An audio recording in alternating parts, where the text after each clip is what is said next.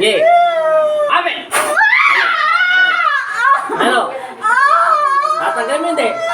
Ayaw mo nagkakalasin? Lalaki ka? Mahal mo siya? Mahal mo? Ha? Amen! Sige, ayaw mo pa rin. Sige. Ha? Lagyan mo kuryente, magbibig ko. Amen. Lagyan mo ng apoy, Jesus ha.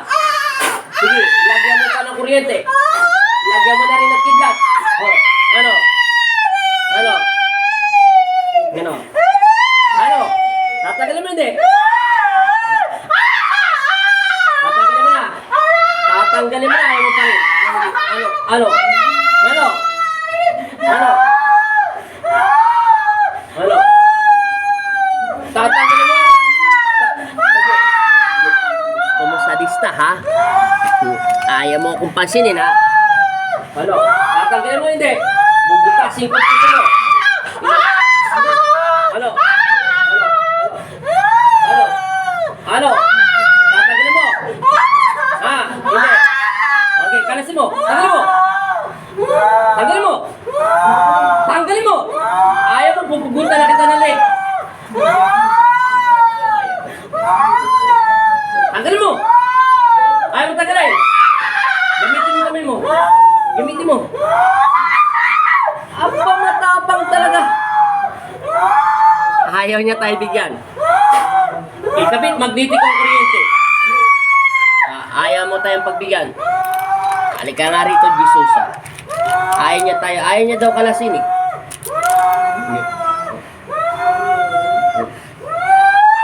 Palitan na sandata. Amen. Ano? Tatanggalin mo hindi? Ayaw mo kasi. Kakalasin mo hindi? Ano? Sige. Bubutasin kang katawan mo. Ano? Kakalasin mo hindi? Ayaw mo talaga. Ayaw kalasin ng plantik na pang ito. Sa pangalan ni Jesucristo. Amen! Ano? Kakalasin mo hindi? Kukuntulan na kita ng hininga. Kakalasin mo. Ayaw mo talaga. Mahal mo siya. Mahal mo hindi. Mahal mo hindi. Ano? Kakalasin mo hindi. Ayaw talaga. Pasintabi po, Panginoong Jesus, amang Nazareno, tinatawag ko si Jesus sa Pinagbanaw. Rafael Alcano. Amen.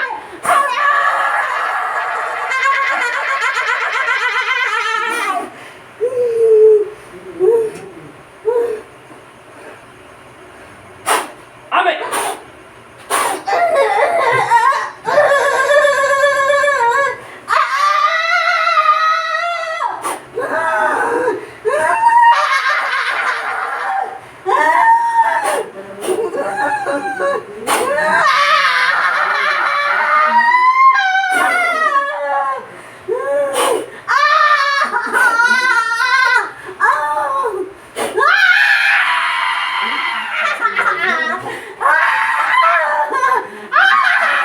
Masamang espiritu, inutos na kita lumabas ka sa loob ng katawan at pag-aayon ni Jesucristo.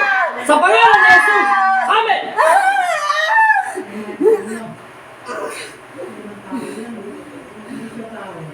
Isa siyang diablo. Amen.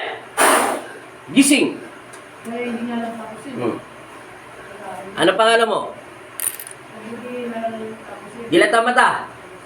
Sabihin mo in Jesus' name. Tatlong beses. In Jesus' name. In Jesus' name. Amen.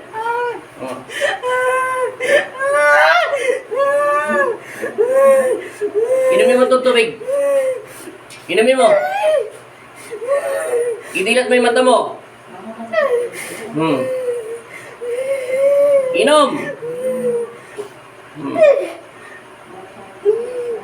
Oh, tama na. Antay mo muna gumalaw yung tubig. Minom ka na ba? Amen. Sabi mo. Amen. Sabi mo in Jesus' name. In Jesus' name. In Jesus' name. Amen. Nagkakabiti kayo, di ba? Inom pa. Matagal ka ng inaalipin ni Satanas. Kaso may taong nagtatrabaho sa kanya. Inom.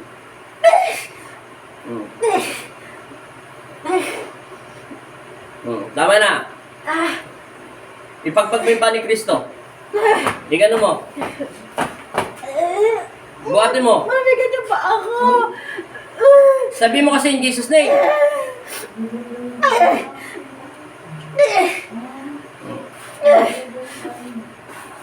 Wala.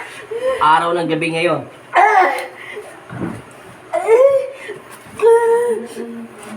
Mabigat talaga yan, di ang gagalaw. Nararamdaman ko si Satanas. Tagalin muna natin ang anting-anting mo. Kasi yung anting-anting mo, palis to eh. Wala ka pang anting-anting. Ha? Umanda ka.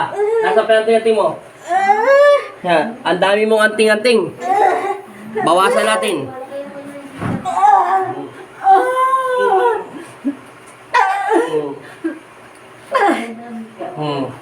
Tinanggal na natin yung anting-anting niya. Pinutol natin.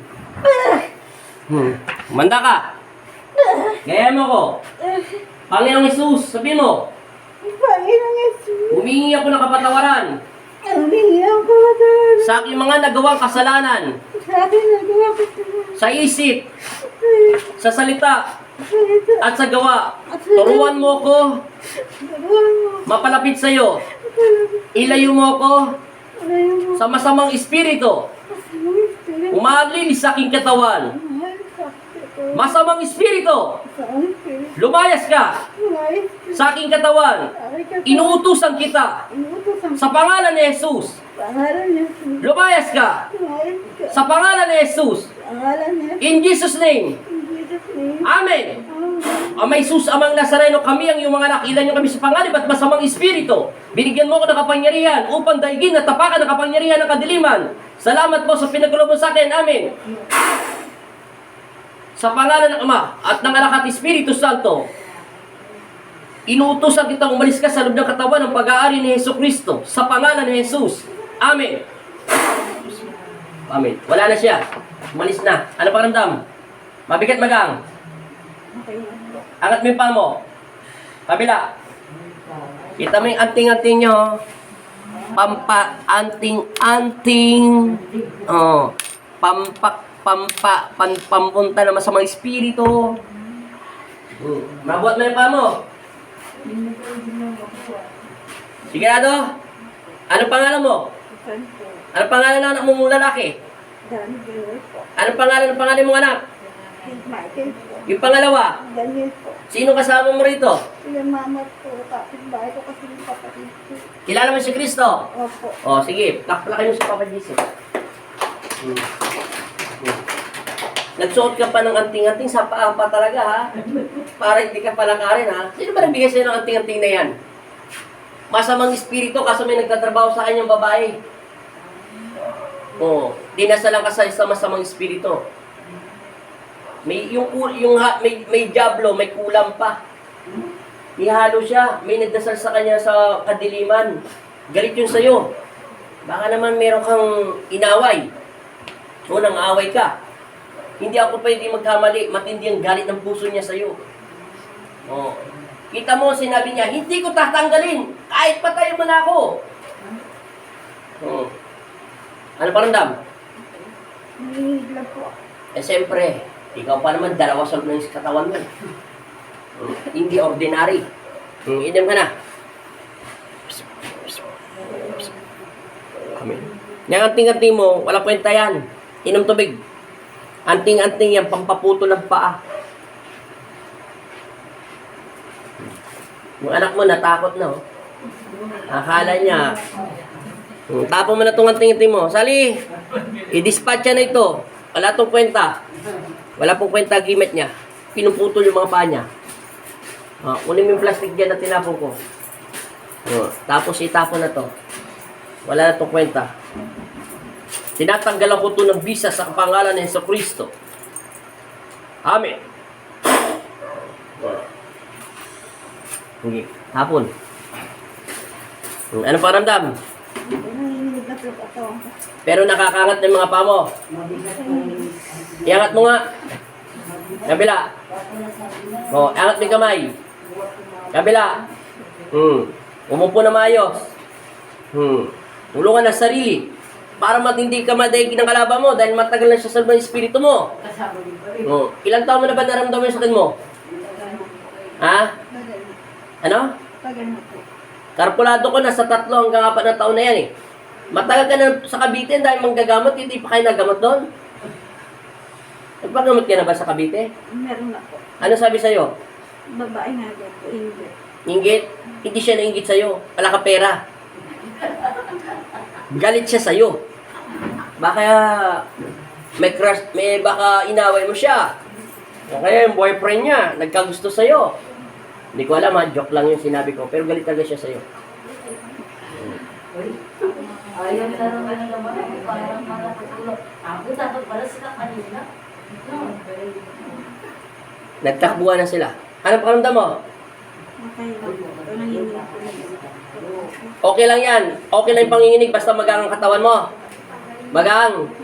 Okay na yan. Ayusin mo yung buhok mo. At uminom ka ng maraming tubig para madbasbas ang konti pa mo.